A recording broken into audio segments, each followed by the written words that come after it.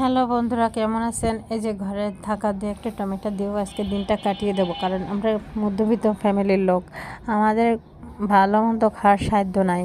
তাই আজকে আপনারা যে যাই মনে করেন না কেন, আসলে আমরা সবসময় তো মানুষের ভালো মন্দ জুটে না, আর সবসময় খাওয়া হয় না। কারণ আজকে সেহরিতে টাইম ছিল না রান্না করার, তারপরে রান্না করার টাইম নাই, এদিকে সেহরি কি না খেয়ে রোজা রাখা যাবে? পরে কি করলাম, ঠান্ডা কিছু ভাত ছিল, আবার এই যে টমেটো ভাজি করতেছি, এখন এই নিয়ে আমরা মামে খেয়ে নেব।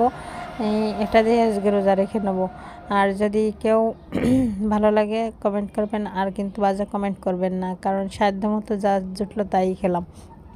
তাই আপনাদের সাথে শেয়ার করলাম যে ঘরে থাকলে যে কোনো জিনিস দিয়েই মানুষ দুটো ভাত খেয়ে রোজা রাখা লাগবে, যখন তখন যেটা সেটা করেই খাওয়া যায় যদি ঘরে কিছু থাকে। আসলে আমাদের আজকে বাজার করা ছিল না, আর তারপরে বিশেষ করে যাই ছিল মাছ মাংস ফ্রিজে কম বেশি একটু ছিল, কিন্তু ছেড়িতে ওঠার টাইমটা হয় নাই, আমাদের লেট হয়ে গেছে উঠতে, তাই একটু দেরি করে উঠছি। এখন যা আছে এই নাড়াচাড়া করে ভাজি করে এর ভিতরে ঠান্ডা ভাতগুলো দিয়ে গরম করে